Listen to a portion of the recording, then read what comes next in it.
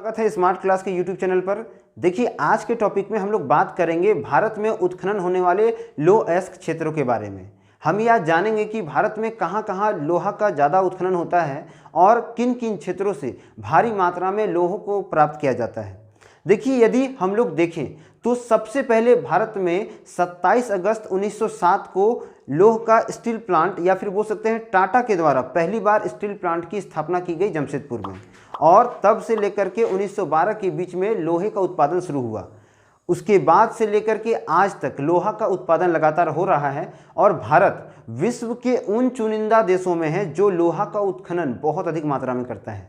यदि देखा जाए श्रेणी के आधार पर तो सबसे पहले चीन, उसके बाद ऑस्ट्रेलिया, फिर ब्राज़ील और चौथे स्थान पर हमारा भारत आता है जो लोहे का उत्पादन बहुत भारी मात्रा में करता है। भारत अपनी ज़रूरतों के हिसाब से भी लोहा का उपयोग करता है और साथ ही साथ इसका निर्यात भी करता है। तो भारत के उत्खनन में जिस तरह से लोहा को बढ़ावा मिला है या लोह क्षेत्र को आगे बढ़ाया गया है, यह काफ़ी ज़्यादा सराहनीय है और इससे भारत में बहुत अधिक मात्रा में आर्थिक लाभ प्राप्त होता है। अब देखिए, हम लोग जानते हैं कि लोहा जो है भारत के मुख्य रूप से किन किन क्षेत्रों से प्राप्त किया जाता है और इनसे जुड़े किन किन क्षेत्रों में कार्य किया जाता है। यदि भारत के मैप में देखें तो हमें यह ज्ञात होता है कि भारत में झारखंड के सिंहभूम और कई क्षेत्र जैसे कि सुंदरगढ़ है, उसके बाद मयूरभंज जिला है, फिर क्योंझर जिला है, उसके बाद दुर्ग जिसमें डल्ली राजहरा है, दंतावड़ा बस्तर के क्षेत्र में आता है, सलेम, उसके बाद कोझिकोड, कुड्डीमरख, चिकमंगलुरु, गोवा और रत्नागिरी या रत्नागिरी क्षेत्र, ये सभी जो हैं लोहा का उत्खनन या लोहे से जुड़े अन्य कार्यों को करने के लिए सबसे ज़्यादा मात्रा में उपयोग किए जाते हैं। तो ये भारत के वे क्षेत्र हैं जहां पर लोहे का उत्खनन होता है और इन क्षेत्रों में लोहे से जुड़े कई कार्य किए जाते हैं। यदि हम लोग दूसरी ओर देखें कि भारत में किस किस प्रकार के लोहा पाए जाते हैं, तो मुख्य रूप से भारत में 4 प्रकार के लोह पाए जाते हैं और ये 4 प्रकार के जो लोहे हैं वो मुख्य रूप से मैग्नेटाइट, हेमेटाइट, लेमनोटनाइट, उसके बाद सेडोराइट हैं। यदि और एक प्रकार देखें तो उसमें पैराराइट है, लेकिन उसका उपयोग ज़्यादा नहीं होता है, इसलिए उसको मैंने लिस्ट में नहीं रखा है। यदि हम लोग देखें तो भारत के कर्नाटक क्षेत्र में मैग्नेटाइट होता है जो कर्नाटक के धाकड़ क्षेत्र में आता है, फिर आंध्र प्रदेश के कोडप्पा क्षेत्र में, राजस्थान के क्षेत्रों में भी मैग्नेटाइट का उत्खनन होता है, तमिलनाडु के सलेम क्षेत्र में भी मैग्नेटाइट का उत्खनन होता है। अब देखिए, मैग्नेटाइट लोहा का सबसे उच्चतम और सबसे सर्वोत्तम अच्छा शुद्ध लोहा इसमें पाया जाता है। यदि देखा जाए तो इसमें 60 से 75% तक अयस्क के गुण होते हैं और चूंकि लोहा जो है या बोल सकते हैं लोह अयस्क जो होते हैं भूपरपट्टी में मिश्रित रूप में रहते हैं। ये पत्थरों के अंदर और कई तरह के मिश्रणों में मट्टियों से मिल करके मिश्रित होकर रहते हैं और जब इन्हें पिघलाया जाता है तो शुद्ध लोहा अलग होता है।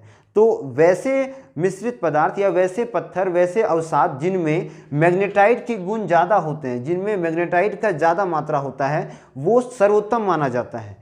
और मैग्नेटाइट का यदि रासायनिक सूत्र देखा जाए तो Fe2O4 होता है और इसका गुण जो होता है ये काफ़ी बोल सकते हैं मजबूत किस्म का और शुद्ध किस्म का लोहा होता है। यह भारत के बड़े बड़े उद्योगों और साथ ही साथ कई क्षेत्रों में, कई देशों में इसका निर्यात भी भारत करता है। देखिए, यदि देखा जाए तो मैग्नेटाइट को काला लोहा भी कहा जाता है क्योंकि इसमें लौह चुंबक गुण ज़्यादा होता है, इसीलिए इसे सर्वोत्तम रखा गया है। यदि दूसरी श्रेणी में जाए या दूसरे वर्ग में जाए जो लोहा का दूसरा प्रकार है वो है हेमेटाइट। देखिए, हेमेटाइट लोहा भारत में सर्वाधिक मात्रा में उत्खनन किया जाने वाला लोहा है और 55 से 60% जो होता है अयस्क के गुण पाए जाते हैं। इसलिए यह लोहा जो है भारत के साथ साथ कई क्षेत्रों में निर्यात भी किया जाता है, कई देशों में इसका व्यापार भी किया जाता है। और इसका जो रासायनिक सूत्र है ये Fe2O3 है। ये लाल गिरवी रंग का होता है तथा भारत में सर्वाधिक मात्रा में इसका उत्खनन होता है और इस तरह से हेमेटाइट जो है लोह वर्ग का दूसरा सबसे इम्पोर्टेंट लोह अयस्क का बोल सकते हैं एक भाग है। अगला हम लोग जाते हैं तो हमें प्राप्त होता है लेमोनाइट जो लोहा का तीसरा वर्ग है। देखिए, लेमोनाइट एक अवसादी चट्टान से बना हुआ लोह अयस्क होता है। अब ये अवसादी चट्टान क्या होती है पहले वो जान लेते हैं। देखिए, नदियों द्वारा जो जल बहाव के साथ समुद्र या किसी अन्य क्षेत्र में जाकर जमा होता है तो वहाँ पर जो बहाव होता है या नदियों का जो बहाव होता है वो क्या करता है कि बहुत भारी मात्रा में लोह अयस्क के कणों को बहा करके अपने साथ ले जाते हैं, उनको प्रवाहित करके उनको अपने साथ बोल सकते हैं बहाव में, जल के बहाव में ले जाते हैं और ऐसे जगह पर जाके ये जम जाते हैं जो अत्यधिक मात्रा में गहरा होता है या जो समुद्री क्षेत्रों में आता है। तो जब जलीय क्षेत्रों से लौह अयस्क को प्राप्त किया जाता है तो उन्हें अवसादी चट्टान कहते हैं, क्योंकि उन्हीं अवसादी चट्टानों से ही लोहा प्राप्त होता है। तो यह जो लोहा होता है यह बोल सकते हैं कि उतना ज़्यादा एक्टिव नहीं होता है, फिर भी इसमें 40 से 45% जो होता है अयस्क के गुण पाए जाते हैं। अब इस प्रकार के लोहे का जो रंग होता है वो भूरे रंग का होता है। साथ ही साथ ये भारत के 50% ऐसे क्षेत्रों में पाए जाते हैं जहाँ पर बड़े बड़े खान लगाए गए हैं जिसमें लोहा का उत्खनन होता है। इस लोहे का जो सूत्र है वो है Fe2O3 3H2O। अब यहाँ आप गौर करिएगा कि यहाँ H2O का भी एक पार्ट है, अर्थात इसमें जल के भी अंश होते हैं, इसीलिए इसे जलायोजित लोह भी कहते हैं या जलायोजित लोहा भी कहते हैं। और इसमें जल होने के कारण यह लोहा जो है ज़्यादा मात्रा में टिकाऊ नहीं होता है, ज़्यादा दिन तक यह टिक नहीं सकता है। इसी कारण यह लोहा जो है यह एक तरह से बोल सकते हैं इन दोनों से काफ़ी गुण में कम होता है। इससे भी ज़्यादा कम गुण वाला जो अगला लोहा है वो है सिडेराइट। देखिए सिडेराइट एक ऐसा लौह अयस्क है जिसमें मात्र 30 से 40% तक लौह अयस्क के गुण पाए जाते हैं। चूंकि यह लोहा का जो सूत्र है वो Fe3CO3 है, अर्थात इसमें कार्बन के भी गुण पाए जाते हैं, इसलिए इसे एक घटिया किस्म का लोहा माना जाता है और इसका उपयोग लगभग ना के बराबर होता है। यह लोहा जो है हल्के भूरे रंग का होता है और साथ ही साथ इसका जो मुख्य गुण है कि इसे हम लोग व्यापारिक रूप से कोई भी प्रयोग नहीं करते हैं और कुछ क्षेत्रों में ही इनका उपयोग होता है, जो छोटे मोटे बिजनेस या बोल सकते हैं छोटे मोटे कारखानों में जैसे नट या फिर किसी प्रकार के ऐसे छोटे तंत्र को जो मशीनों में लगाए जाते हैं उनके लिए कलपुर्जे बनाने के लिए किया जाता है। देखिए अब तो हम लोगों ने जान लिया कि लोहा में किस किस प्रकार के गुण होते हैं और वो भारत के किन किन क्षेत्रों में पाए जाते हैं। अब हम ये जानेंगे कि भारत में जब लोहा का उत्खनन शुरू हुआ तो किस नियम और किस सिद्धांत के आधार पर भारत में लोहे के व्यापार को बढ़ाया गया। तो इसके लिए भारत में वेबर का सिद्धांत जो था उसे चुना गया। वेबर के सिद्धांत को मान करके भारत सरकार और भारत में जितने भी लौह अयस्क के उद्योग हैं जैसे टाटा स्टील हो गया, जिंदल हो गया, इन सभी ने लोहे को निर्माण करने के लिए एक सिद्धांत का उपयोग किया जिसे वेबर का सिद्धांत कहते हैं। और वेबर के सिद्धांत के अनुसार लोहे के व्यापार को अधिक बढ़ाने के लिए मुख्य रूप से 3 चीज़ों का मुख्य ध्यान दिया गया। सबसे पहला जो मुख्य तथ्य था वो था कच्चे माल। देखिए जब लोहे को ज़मीन से निकाला जाता है तो उसका भंडारण कहाँ किया जाए और उसे किस प्रकार से तैयार किया जाए वो बहुत ज़रूरी होता है। कच्चे माल का अर्थ है कि जब सीधा भूपरपट्टी के गर्भ से लोहे को प्राप्त किया जाता है मिश्रित रूप से तो उसको कहाँ प्योरीफाई किया जाए, कहाँ साफ़ किया जाए, तो उसके लिए भारत का भद्रावती, भिलाई और सलेम क्षेत्र को चुना गया। ये तीनों क्षेत्र जो है जहाँ पर कच्चे माल का भंडारण भी होता है और यहाँ पर इन्हें प्योरीफाई भी किया जाता है। अब लोहा जो है आपका उत्पादन हो चुका है और उसे ज़रूरत है कि उत्पादन के साथ साथ उसे किस तरह से आप बोल सकते हैं कि उसे तैयार किया जाए। तो उसे तैयार करने के लिए या उसे पूरी तरह से उपयोग में लाने के लिए एक दूसरे प्रक्रम जिसमें ईंधन का या फिर बोल सकते हैं कि जहाँ से भारी मात्रा में ईंधन के रूप में उसका जो निर्यात किया जाना है उसे कैसे किया जाता है वो हम लोग जानते हैं। कि लोहे को ईंधन की आवश्यकता क्यों पड़ती है, क्योंकि लोहा जिस प्रकार से प्यूरिफाई होता है तो उसके लिए भारी मात्रा में उसको बोल सकते हैं कि तैयार करना पड़ता है और उसको तैयार करने के लिए अधिक मात्रा में ईंधन की आवश्यकता होती है, जैसे कोयला हो गया, पेट्रोल हो गया, डीजल हो गया और कई प्रकार के जैविक संपदा होते हैं जो लोहे को तैयार करने में सहायता करते हैं। तो ये ईंधन जो है कहाँ से प्राप्त किया जाएगा उसके बारे में देखिए। तो वेबर के सिद्धांत के अनुसार ईंधन की जो बोल सकते हैं वर्ग थी उसको कुल्टी, दुर्गापुर और बोकारो में स्थापित किया गया। इन क्षेत्रों में ईंधन के द्वारा भारी मात्रा में लोहे को तैयार किया जाता है। उसके बाद जो परिवहन क्षेत्र है, मान लीजिए कि आपका लोहा तैयार हो गया तो अब लोहे को किसके द्वारा या किन क्षेत्रों से उसको व्यापार के लिए बाजार में उतारेंगे।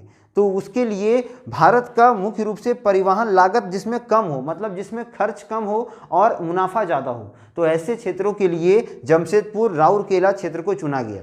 इन क्षेत्रों से लोहे का परिवहन बहुत ज़्यादा मात्रा में होता है। साथ ही साथ ये जो क्षेत्र हैं ये काफ़ी उत्खनन के क्षेत्र में और साथ ही लोहे के जो जितने भी तरह के कार्य क्षेत्र हैं उसमें सबसे आगे है।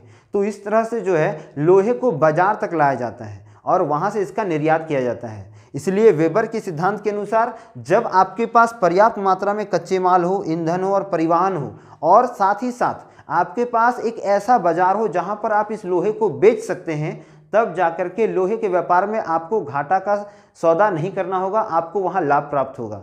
तो भारत के अत्यधिक जो उद्योगपति हैं जो लोहे का कारोबार करते हैं या भारत सरकार, ये वेबर के सिद्धांत को फॉलो करते हैं। अब देखिए, हम लोग ये जानते हैं कि भारत में किन किन क्षेत्रों से आज़ादी से पूर्व लोहे के उद्योगों की स्थापना की गई। स्वतंत्रता से पूर्व भारत में 5 स्थानों पर लोहे का बोल सकते हैं संयंत्रों को स्थापित किया गया था या लोह उद्योग लगाए गए थे। पहले के बारे में मैंने आपको बता दिया कि किस तरह टाटा ने 1907 में अपना पहला लौह संयंत्र लगाया, लेकिन इसमें ब्रिटिश सरकार भी थी जो लौह संयंत्र लगा रही थी, और उसने सबसे पहले कुल्टी क्षेत्र जो पश्चिम बंगाल के क्षेत्र में आता है, यहाँ पर अपना पहला लौह संयंत्र लगाया 1874 में। उसके बाद साक्षी नामक स्थान जो झारखंड में है, इसमें 1907 को टाटा स्टील के द्वारा दूसरा लौह संयंत्र लगाया गया। फिर हीरापुर जो पश्चिम बंगाल के क्षेत्र में आता है, इस यहाँ पर 1908 में तीसरा लौह संयंत्र लगाया गया। उसके बाद भद्रावती जो चौथा स्थान रखता है जो कर्नाटक के क्षेत्र में आता है, और यहाँ पर 1923 में चौथा जो है लौह संयंत्र लगाया गया। और अंतिम यानी कि 5वां जो लौह संयंत्र था वो पश्चिम बंगाल में 1937 को लगाया गया जो बरनपुर क्षेत्र में आता है, और यह क्षेत्र जो है काफ़ी प्रख्यात है। इसलिए भारत में स्वतंत्रता से पूर्व 5 ऐसे क्षेत्रों को चुना गया था जहां पर लोहे से जुड़े या लोह निर्माण से जुड़े उत्खनन कार्य और उनका निर्माण कार्य किया जाता था।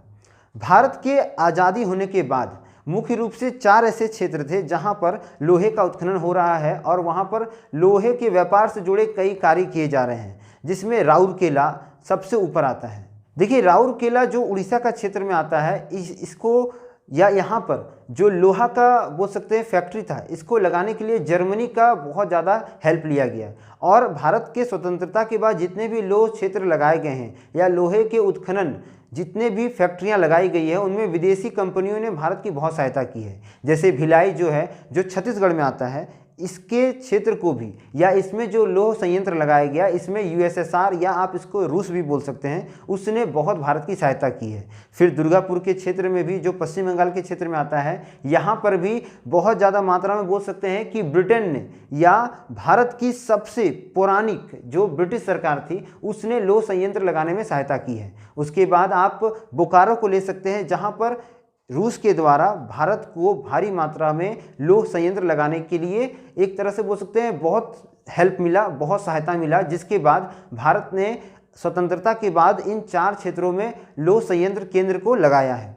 तो इस तरह से भारत जो है लौह क्षेत्र में सर्वाधिक मात्रा में 4थे स्थान पर आता है पूरे विश्व में। देखिए, भारत वर्तमान समय में विश्व का दूसरा सबसे बड़ा देश है जो क्रूड लोहा या जिसको हम लोग बोल सकते हैं कि पिघला लोहा निर्माण करने में सबसे अधिक आगे है, क्योंकि पहले जो ये दूसरा स्थान था ये जापान का था, और इस वर्ष भारत ने जापान को पीछे छोड़ते हुए अपने आप को सर्वाधिक मात्रा में क्रूड लोहे के निर्माण करने में आगे रखा है। यदि विश्व स्तर में देखा जाए तो भारत लोहे के भंडारण में 5वां स्थान रखता है और लोहे के उत्पादन में भारत का 4था स्थान है। तो इस प्रकार से आज हम लोगों ने जाना कि भारत के किन किन क्षेत्रों में और किस किस प्रकार के लोहा जो है वो भारत के गर्भ में पाए जाते हैं और इसका उपयोग भारत किस प्रकार से करता है। जापान एक ऐसा देश है जहां पर लोहा का उत्खनन बहुत कम मात्रा में या ना के बराबर होता है। इसके बावजूद भी यह भारत जैसे देशों से बहुत कम मूल्य में लोहा खरीदता है और उसे वेपोराइट करके, उसे वैज्ञानिक तकनीक का प्रयोग करके स्टील के रूप में बना करके बहुत भारी मात्रा में बहुत उच्च दाम पर इन्हीं देशों को बेचता है, इन्हीं देशों का निर्यात करता है। तो ज़रूरत है कि भारत को अब उस तरह के वैज्ञानिक तरीकों का उपयोग करने का जो भारत को आर्थिक रूप से मजबूत कर सकता है और जापान जैसे देशों को वो तगड़ा टक्कर दे सकता है लोह निर्माण के क्षेत्र में, क्योंकि भारत जो है वो जापान को सबसे अधिक मात्रा में लोहा का निर्यात करता है और जापान उसी लोहे को स्टील बना करके भारत के साथ साथ कई देशों को बहुत ज़्यादा मात्रा में बहुत बड़े मूल्य पर बेचता है। तो आज की वीडियो में हम लोगों ने जाना कि भारत जो है किस प्रकार से लोह क्षेत्र में अपने आप को सामने रखता है पूर्व विश्व के। आशा करते हैं कि लोहे से जुड़ा जो ज्योग्राफी का ये चैप्टर था ये आपको बहुत अच्छे से समझ में आ गया होगा। मिलेंगे हम लोग अगले वीडियो में, तब तक के लिए चैनल को लाइक करें, शेयर करें, सब्सक्राइब करें। वंदे मातरम। भारत माता की जय।